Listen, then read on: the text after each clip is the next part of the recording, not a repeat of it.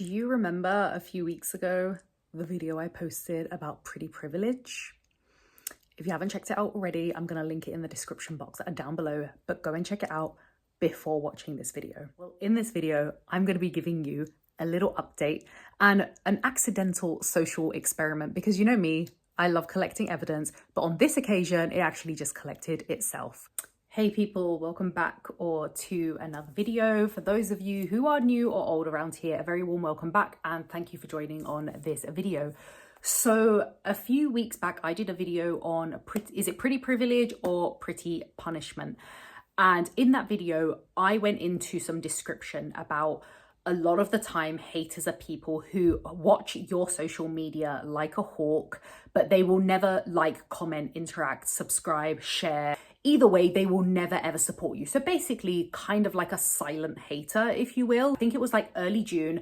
I completely got rid of my Facebook social media because I felt like it wasn't serving me in any way, shape or form. I used to use it for my fitness business. And then I felt like all the interactions I had were just either empty or the ones that I made good interactions with, like the people I then ended up meeting in real life, they became good friends, in which case I had them on like WhatsApp anyway.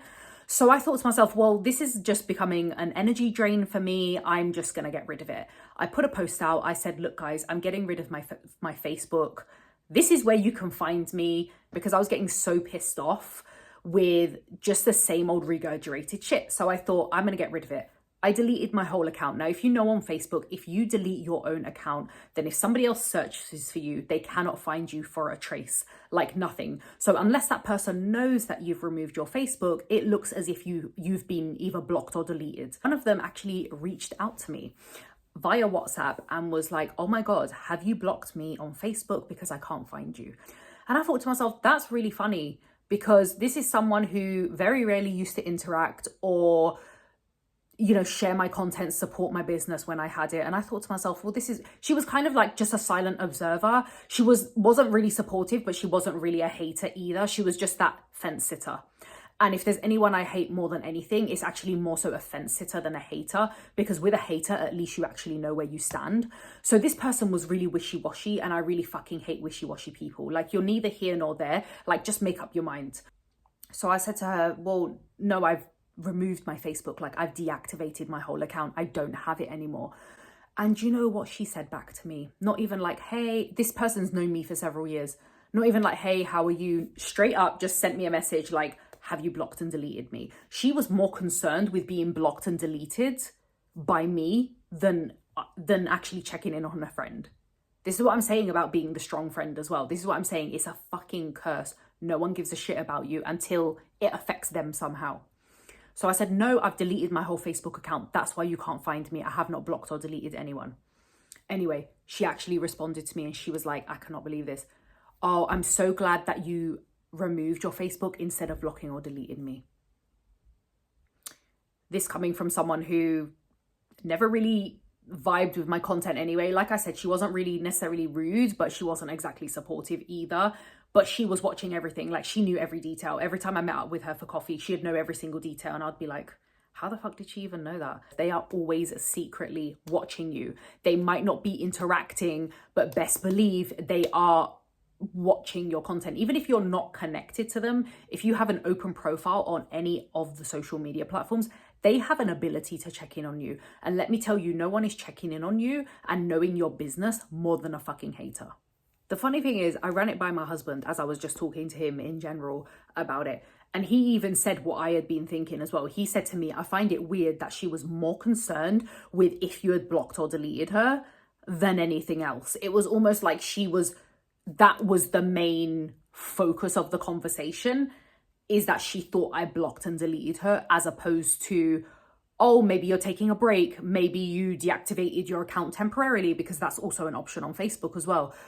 None of these options crossed that person's mind. I've already had one other friend now gone silent on me, and I can assure you they are thinking the same thing. And you know what? I am so sick of checking up on people when no one checks in on me. So this year specifically, especially with my burnout back in January and mental health breakdown, I have been very, very careful with who gets my energy. in real life. And this goes for the friends that I've known for years as well, because I have been reevaluating absolutely everything. And one of those things I've been reevaluating is how much energy is this person getting off me, and is it being reciprocated? I've already had one or two people where I'm now reevaluating. It's not necessarily that they've done anything wrong to me or they've been horrible to me or stabbed me in the back. However, I have noticed intuitively they are draining my energy. Every time I meet up with them, I end up going home and feel really drained, really negative, like really angry, really upset for no reason. It's really important you understand how you feel around people, because they don't need to be doing anything specifically bad.